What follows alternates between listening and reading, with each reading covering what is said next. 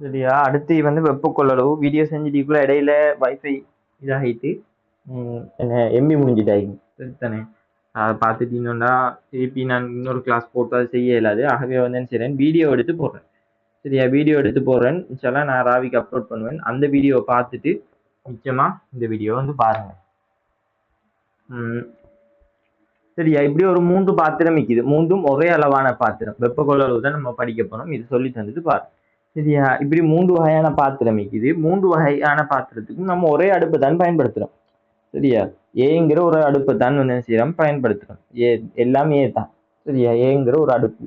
இதை வந்து என்ன செய்யறோம், 5 நிமிஷத்துக்கு பத்தி வைக்கிறோம். 5 நிமிஷத்துக்கு வந்து என்ன செய்யறோம், இந்த அடுப்பு மூணையும் பத்தி வைக்கிறோம். சரியா? இதுல 100 மில்லி, இதுல 200 மில்லி, இதுலயும் 100 மில்லி. சரியா? இதுல இருக்கிற எல்லாம் தண்ணி. சரியா? இது நீர், இதுவும் நீர், இதுவும் இது எண்ணெய். சரியா? இது 100 மில்லி, இது 200 மில்லி, இதுவும் 100 மில்லி. சரியா? ஒரு 5 நிமிஷம் கழிச்சு நான் வந்து என்ன செய்யறேன், டெஸ்ட்டுக்கு ஆரம்பத்துல எல்லாம் ஒரு வெப்பநிலையில தானே இருக்கும். அதாவது என்ன, ரூம் டெம்பரேச்சர்ல இருக்கும். சரியா? உதாரணம் சொல்ல போனா 27 பாய்சி அல்லது 30 பாய்சிலன்னு வைப்போம். நம்ம எல்லாத்தையும் 30 இருப்போம். நம்ம இது ஸ்ரீலங்கால 30 விட கூட தான் நிற்கும். சரியா?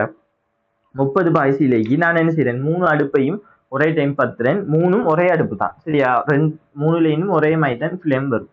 சரியா? ஒரு 5 நிமிஷம் கழிச்சு வந்து இதுல வெப்பநிலையை பார்க்கிறேன். இது வந்து என்ன செஞ்சிக்கும், ஒரு 50 பாய்சிலே இருக்கும். இது வந்து என்ன செஞ்சிக்கும், வந்திக்கும். ஆனா இது வந்து என்ன செஞ்சிக்கும், ஒரே மாதிரியா வந்திக்கும். உனக்கு இது அன்றாட வாழ்க்கையில பார்க்கலாம். ஹீட்டர் ஜோக்ல ஒரு 2 கிளாஸ் தண்ணி ஊற்றிட்டு கொதிக்க வச்சு பார்த்தீங்கன்னா ஒரு நிமிஷத்துல கொதிச்சிடும். சரியா? இதே ஹீட்டர் ஜோக் ஃபுல்லா தண்ணியை ஊற்றி வச்சுட்டு கொதிக்க வச்சீங்கன்னா அதுக்கு ஒரு 2-3 நிமிஷம் போகும். என்ன காரணம், வைக்கிறது ஒரே ஹீட்டர் ஜோக் தான். ஆனா உள்ள ஊற்றிக்கிற தண்ணீர அளவு வந்து என்ன செய்யுது, அதிகரிக்குது. அப்ப இதுல இருந்து விளங்குது, ஒரு வெப்ப பரிமாற்றத்தின் போது அதோட திணிவு அதிகரிக்க அதிகரிக்க வந்து என்ன செய்யும், வெப்பம் எடுத்துக்கொள்ற சக்தி, அந்த ஒரு பொருள், அந்த சடப்பொருள் எடுத்துக்கொள்ற சக்தி வந்து என்ன செய்யும், அதிகரிக்கும். உதாரணம் சொல்ல போனா இதுல 100 நீர் மூலக்கூறு இருந்து சக்தியை பெறும், இதுல 200 நீர் மூலக்கூறுகள் இருந்து சக்தியை பெறும். அப்ப 100 பேருக்கு கொடுக்குற சக்தி தான் இங்கேயும் கொடுக்கட்டிக்கும். ஆகவே இதுவும் வந்து என்ன செஞ்சுக்கும், ஒரேடியா அப்படி ஃபுல்லா உயர்ந்திக்குமா இல்ல. சரியா? இது 50 பாகைக்கு உயர்ந்திருந்தா இது வந்து என்ன செய்யும், ஒரு 40 பாகை சீல இருக்கும்.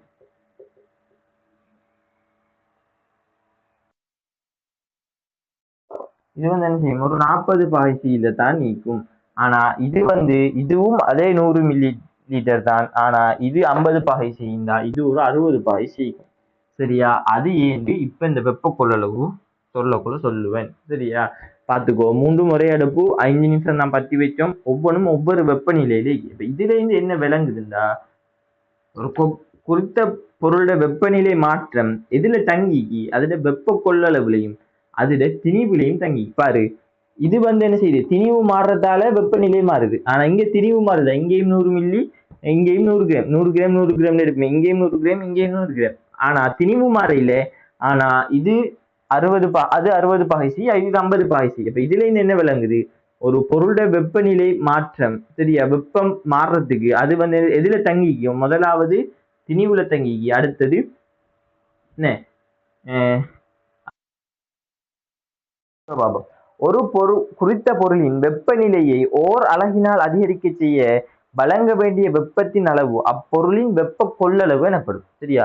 இதுல இருந்து விளங்குது அவனுக்கு, நீர்த வெப்ப கொள்ளளவு அதிகம். ஆகவேதான் இது 50 பாகை, அதாவது 20 பாகை சீயால மாறிக்கு, இது 30 பாகை சீயால மாறிக்கு. சரியா? அப்ப இது 30 சி பாகை பால மாறிக்கு. இந்த வெப்ப கொள்ளளவு வந்து என்ன, அதாவது அது எடுக்கிற வெப்பம். சரியா? அப்ப நான் ஒரு பாகை சீயால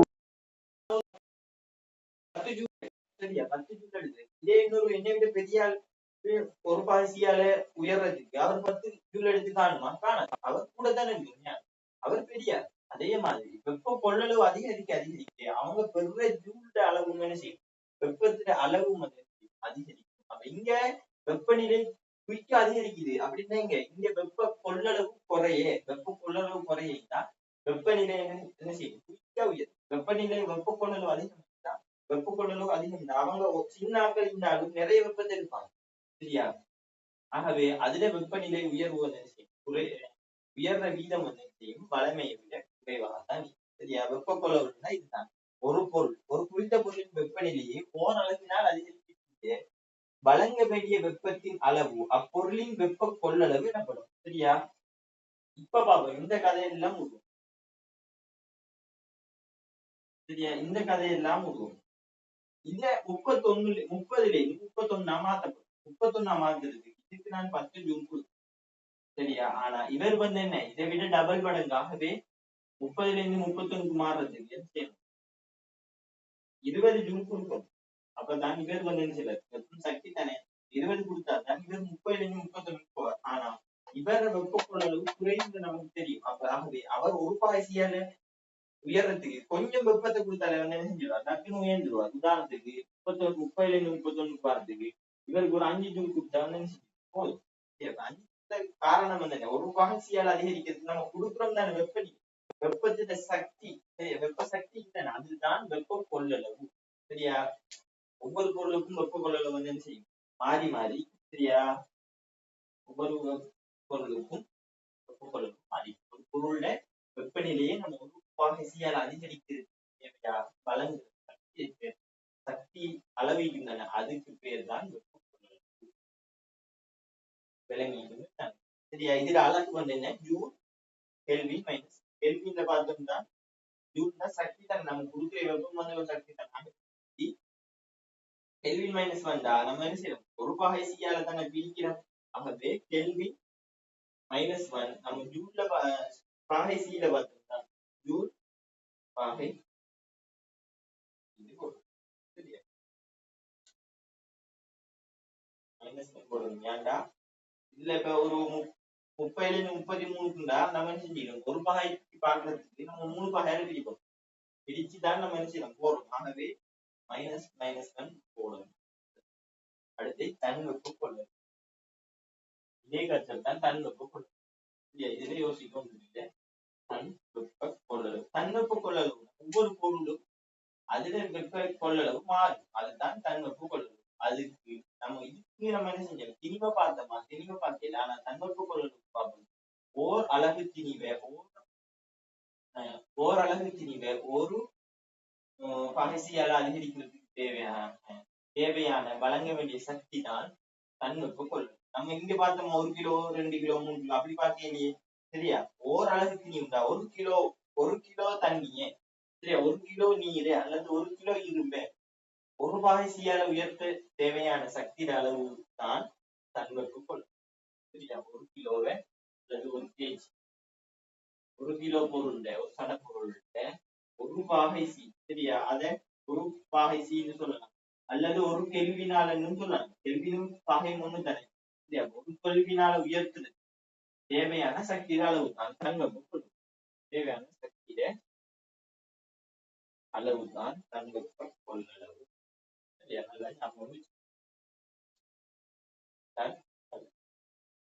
வெப்ப கொள்ளளவுனா திணிவன் பத்தி நம்ம கதைக்கணும். தன் வெப்ப கொள்ளளவுனா ஒரு கிலோவுக்கு ஒரு பாய்ச்சியால உயர்த்த தேவையான சரியா?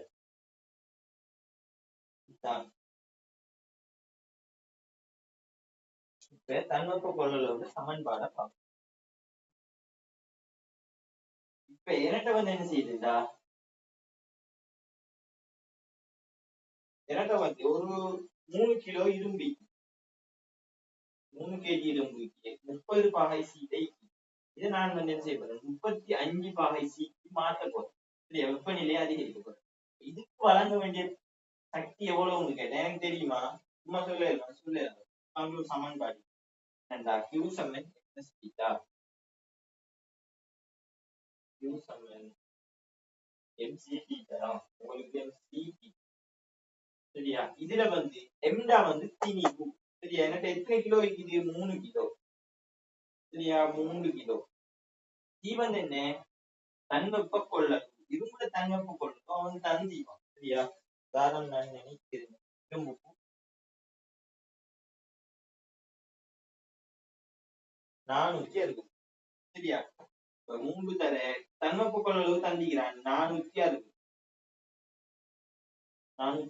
தர எத்தனை பாகை சியால நான் அதிகரிக்கிறேன்? 30ல இருந்து 35. ஆகவே 5 பாகை சியால அதிகரிக்கிறேன். ஆகவே இதை பெருக்கினா எவ்வளவு சக்தி வருதோ அந்த சக்தி தான் என்ன, இந்த இரும்பு 3 கிலோ இரும்பு 30 பாய்ச்சியில இருந்து 35 பாய்ச்சி நான் உயர்த்த எனக்கு தேவையான சக்தி. சரியா? அப்ப நான் ஒரு அடுப்பு மூலம் கொடுக்குறேன்னா அந்த அடுப்பு மூலம் கொடுக்கப்பட்ட சக்தி இதை கொடுக்குற சக்தி.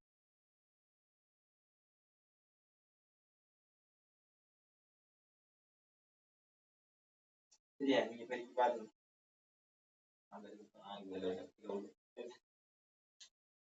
இதுதான் தன்வெப்ப கொள்ளளவு. தன்வெப்ப கொள்ளளவோட அலகு வந்து என்ன? ஜூல். சரி, நம்ம பாக்குற இங்க இது வந்து என்ன? சக்தி. இது வந்து என்ன? சக்தி. ஆகவே இதுல அலகு வந்து என்ன? ஜூலா தான். இதெல்லாம் பெற்று போகும். கடைசியில இது என்ன? கேஜி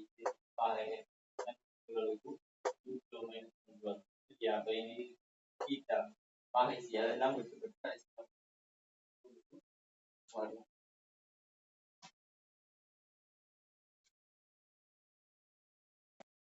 இன்னைக்கு பார்த்ததுல சமதியை லேசா பார்ப்போம். முதலாவது பாகம் வெப்பம். வெப்பம் என்னன்னா இது பொருளுக்கு இடையில வெப்பநிலை வேறுபாடு.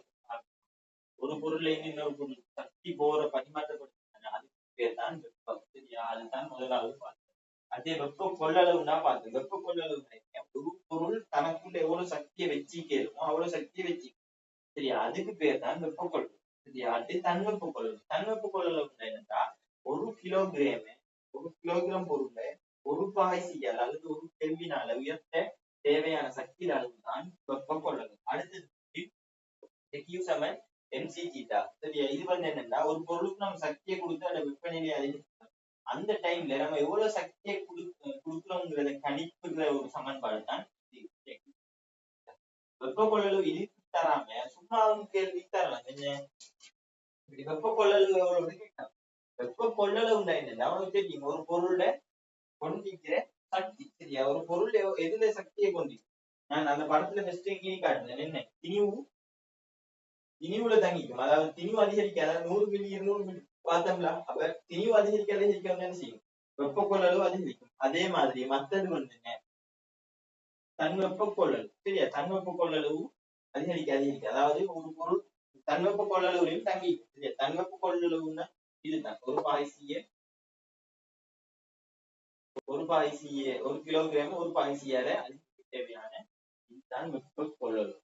சரியா? தன்வெப்ப கொள்ளளவு. இதுதான் வந்து என்ன? வெப்ப கொள்ளளவு. சொன்னேன் வெப்ப கொள்ளளவுன்னா நான் சொன்னேன் ஒரு பொருள் தனக்குள்ள எவ்வளவு சக்தியை கொண்டிருக்கிறோமோ அதுதான் வெப்ப கொள்ளளவு. அது எதுல தங்கி திணிவு கூட வெப்ப கொள்ளளவு கூடும். அதே மாதிரி தன்வெப்ப கொள்ளளவு கூட அதுல என்ன வெப்ப கொள்ளளவு. வெப்ப கொள்ளளவு என்னன்னா நான் திரும்பி சொல்றேன். ஒரு போத்தல் எவ்வளவு தண்ணி கேளுண்டா 1 லிட்டர் போத்தல்ல 1 லிட்டர் தண்ணியை கொண்டு கேளும். சரி, அதுக்குள்ள அவ்வளவு அடைக்கலும். அதுதான் வெப்ப கொள்ளளவு. அதுல கொள்ளளவு போத்தல் கொள்ளளவு. அது வந்து வெப்ப கொள்ளளவு. ஒரு பொருள்ல இவ்வளவு சக்தியை சேமிச்சு வைக்கணும். அதுதான் அதுல வெப்ப கொள்ளளவு. அது எதுல தங்கிக்கும்? வெப்பநிலை திணிவு கூட வெப்ப கொள்ளளவும். அதே மாதிரி தன்வெப்ப கொள்ளளவு கூட அதுவும் என்ன வெப்ப கொள்ளளவும். சரி, இது ரெண்டுலயும் தான் இந்த வெப்ப கொள்ளளவு. சரியா? இதுக்கு M, அதுக்கு C. வெப்ப கொள்ளளவு போட்டா MC. சரியா? MC போடலாம். சக்தியை கேட்டா வந்து MC சமன்பாடு. இதுல பெருசா குழப்பம் ஒண்ணும் இல்லை. சில டைம் சக்தியை தந்துட்டு தர மாட்டாங்க, அல்லது தீவை தந்துட்டு எல்லாத்தையும் தந்துட்டு டீட்டாவை கேட்பாங்க. அதே மாதிரி கேட்பாங்க. எதுவாக மாட்டேன் கேட்பாங்க. சரியா? அதெல்லாம் நீங்க தான் பார்க்கணும்.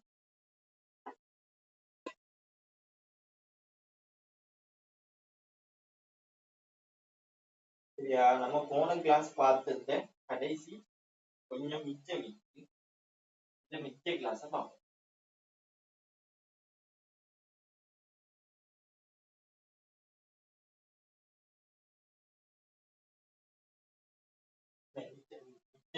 கேள்வி கொஞ்சம் தானே, அதை கொஞ்சம் பார்ப்போம். சரியா? வெப்பநிலை என்றால் என்ன? அது நோட்ஸ் கேள்வி. அது நீங்க செய்யுங்க. அது உலகின் முதலாவது வெப்பமானியை உருவாக்கியவை யாரு? கல்வியோ தெரியாது, அது தெரியும். அது வெப்பமானியின் ஒப்பிடும் வெப்பமானியின் அனுபவம். சரியா? இது வந்து கொஞ்சம் சொல்லித்தரேன் பார்த்துக்கோ. வெப்பமானியில வந்து என்ன செய்யலாம்? -39 தொடக்கம் 379 வரைக்கும் எழுதலாம். -37 தொடக்கம் 379 பாசி வரைக்கும் அளக்கலாம். ஆனா இதுல வந்து என்ன செய்யலாம், இதுக்கு குறைய வெப்பம் உள்ள திரவியங்களை வந்து செய்யலாம் அளக்கிற உதாரணம் சொல்ல போனா அதுல வெப்பநிலையை வந்து என்ன செய்யலாம், இந்த இதை வச்சு அளக்கல. ஆனா 37 இல்லையா, அதுக்கு குறைஞ்சிடும். அதுக்கு குறைஞ்சி மூவ் ஆகும், மேல கீழே மூவ் ஆகும். ஆகவே இதை வச்சு வந்து என்ன செய்யலாம், தாழ்ந்த வெப்பநிலை உடைய பொருட்கள வெப்பநிலையை வந்து என்ன செய்யலாம், அளக்க இயலாது. அப்ப ரசவெப்பமானியோட ஒப்பிடும் பொழுது அல்கோஹால் வெப்பமானியோட அனுகூலம் என்ன, மிகவும் தாழ்ந்த வெப்பநிலையை என்ன செய்யலாம், அளக்கலாம். அப்படி அல்லது 37 -39 சியை விட குறைந்த வெப்பநிலையை கூட அளக்கலாம். உதாரணம் வந்து 115 வரைக்கும் அளக்கலாம். -115 பாகை வரைக்கும் என்ன செய்யலாம், அல்கோஹால் வெப்பமானியால அளக்கலாம். இது வந்து என்ன, ரச வெப்பமானி. இதுல இடையிலான அனுகூலம் வந்து என்ன, இதுல வந்து என்ன செய்யலாம், அதிக அறை வெப்பநிலைகளை வந்து என்ன செய்யலாம், அளக்கலாம். உதாரணம் சொல்ல போனா 115 பாகை -115 பாகை சி வரையான அதிக குறைவான சரியா குறைவான வெப்பநிலையை அளக்கலாம் அப்படின்னு எழுது. அடுத்து இலக்க வெப்பமானியில் பயன்படுத்தப்படும் வெப்பமானியல்.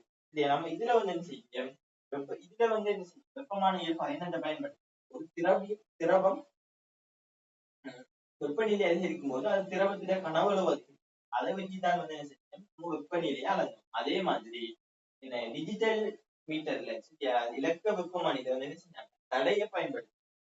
தடை வந்து என்ன செய்யும், வெப்பநிலை அதிகரிக்க கொள்ள வெப்பநிலை அதிகரிக்க கொள்ள தடை ஓம் வந்து என்ன செய்யும், தடையும் அதிகரிக்கும். ஆகவே அந்த மிஷின் வந்து என்ன செய்யும், இந்த வெப்பநிலையை வச்சு அதுல தடை மூலம் தடை ஒரு ஒரு 10 பாய்ச்சிக்கு இத்தனை ஓம் கூடு, 20 பாய்ச்சிக்கு இத்தனை ஓம் கூடும். இதுல பாத்து நானே வெப்பமானியில ஒரு பாய்ச்சிக்கு இவ்வளவு கனவுளவு கூடும், 2க்கு இவ்வளவு, 3க்கு இவ்வளவு, அப்படி அதே மாதிரி இந்த வெப்பநிலை இந்த இலக்க வெப்பமானிகள்லையும் வந்து என்ன செய்யும், வெப்பநிலை கூட இவ்வளவு தடை கூடும். அந்த தடையை அளந்து வந்து என்ன செய்யும், அந்த மீட்டர் அதாவது அந்த டிஜிட்டல் வெப்பமானி வந்து என்ன செய்யும், அது அங்க பயன்படுத்தப்படுற வெப்பமானியல் ஓம் தடை. அடுத்து 113 பாகை செல்சியஸ் கெல்வினில் தரவும். 113 பாகை இதை வந்து என்ன செஞ்சீங்கன்னா கெல்வின்ல கேட்டீங்க. உனக்கு தெரியும் சைபர் பாகை சி வந்து 273 சைபர் பாகை சி வந்து 273. ஆகவே 113 தான். சைபர்ல இருந்து 113 அளவு குடிக்கும். ஆகவே 273ல என்ன செய்யும், 13 கூடும். 113ஓட 6 386 சரியா. அடுத்து 137 கெல்வின் பாகையில் தரவும். 137 கெல்வின் வந்து என்ன செஞ்சுக்கிறாங்க, பாகை சீல வெட்டிங்க. உனக்கு தெரியும் சைபர் பாகை சி தான் 273 கேள்வி சரியா. 273ல இருந்து 137 கழி. இங்க இருந்து என்ன செஞ்சீங்க, இங்க குறைஞ்சிக்கு சரியா, பின்பக்கமாக குறைஞ்சிக்கு. அவன் எத்தனை குறைஞ்சிக்குன்னு பாக்குறதுக்கு நான் கழிக்கிறேன். 137 குறைஞ்சிக்கு, 137க்கு குறைஞ்சிக்கு. ஆனா 137 குறைஞ்சிக்கு பார்ப்போம். 13 போனா 6 சரியா. 136 அலகு வந்து என்ன செஞ்சீங்க, 273ல இருந்து 136 அலகு குறைஞ்சிக்கு. ஆகவே சைபர் பாய்சியில இருந்து 136 அலகு குறைஞ்சிக்கும். ஆகவே -136 பாகை செல்சியஸ். இதான் கேள்வி சரியா. இது ரெண்டையும் எழுது. சைபருக்கு 273, சைபர்ல இருந்து 137க்கு போய் 273ல இருந்து 137க்கு போய். ஆகவே குறைஞ்சிக்கு. எவ்வளவு குறைஞ்சிக்கு, 136 அளவு குறைஞ்சிக்கு. இங்க இன்னும் என்ன செஞ்சிக்கும், 136 அளவு குறைஞ்சிக்கும். இங்க இதே அங்கேயும் அதே கான்செப்ட் தான். என்ன, சைபர்ல இருந்து 133 போய் சரியா, சைபர்ல இருந்து 137. ஆகவே 273ல இருந்து 137 கூடி தானே. நம்ம என்ன செய்யலாம், எக்ஸ் இருக்காது சைபருக்கு எக்ஸ். அப்ப சைபர்ல இருந்து 10 கூட்டினா எக்ஸோட 10 கூட்டு, அவ்வளவு, வேற ஒண்ணும் இல்லை. அந்த எக்ஸ் வந்து என்ன, அவ்வளவுதான். அடுத்த கிளாஸ்ல மிச்சத்தை பார்ப்போம்.